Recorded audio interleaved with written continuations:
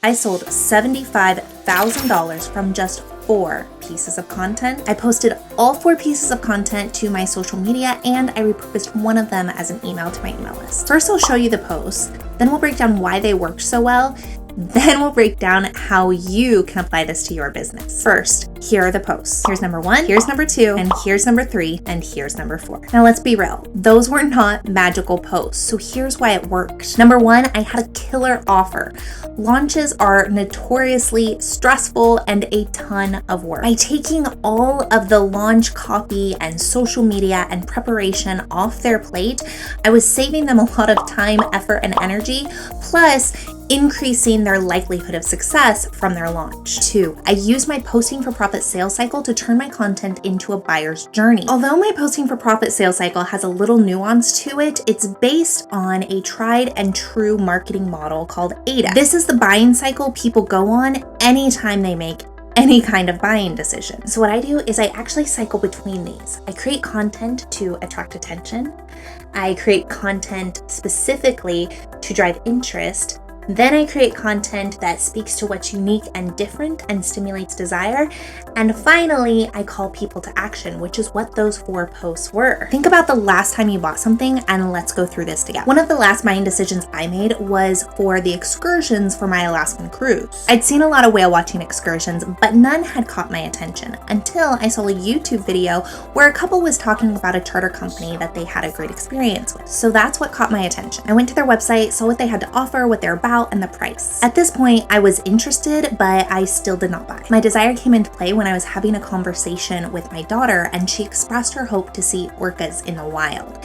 That's when I remembered that the charter company had advertised that they use small boats that allow them to get closer to wildlife. I knew that her dreams had a higher chance of coming true if we went with a smaller ship like this charter company was advertising. So that created desire, but I still had to take action. The next day, I still had to sit down at my computer with my credit card and book our reservation. By that point, I had been on every stage of the buyer's journey: attention to interest, to desire, to action. And that's the journey your buyers go on every time they buy with you. So why are we not intentionally helping them along that process? We all should be creating content that is specifically designed to capture attention, with hooks that are trendy or newsworthy or polarizing or even shocking. We should all have content that has the goal of generating interest, that shares about us, our values, and our stories. Then we need to have content that stimulates desire. We need to talk about what makes us different, or our solution different, or how we separate ourselves from everyone else in the marketplace, just like this charter company did with their smaller boats. And finally, we need people to take action. We should tell them what to do, where to go, and how to buy. So no, it's not that these 4 posts were magical. It's that I had been guiding people along this client journey for a while, and we finally reached the action point, and I clearly told them exactly what to do. Number 3 is so important no matter where you're at in business, whether you're just starting out and working with your first couple of clients or you're well established. You need to build a stellar reputation. Everyone who bought my sold out launches program already had a lot of know, like, and trust with me and knew my reputation or had worked with me in the past. So I know you're watching this to make your offers and your content convert like mine. So let's grab our favorite caffeinated beverage and talk about how you can do that.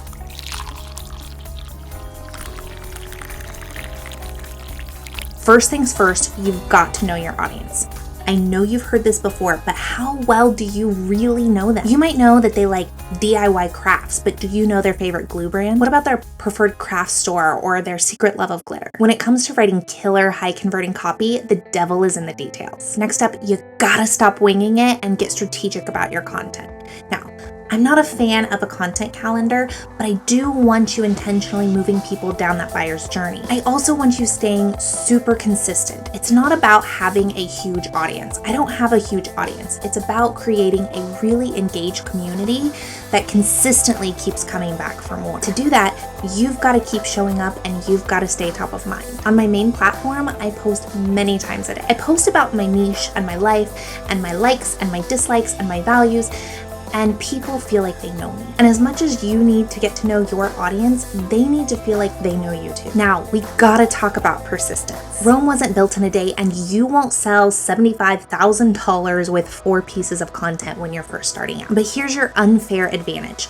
Most people forget that consistent action always yields consistent results. I mean, success is inevitable if you stay with it. People tend to forget this when it comes to their business. We know that we won't get ripped going to the gym for a few days, but that if we stick with it, we'll see results over time. And there was a time in our lives when we didn't know how to read or multiply.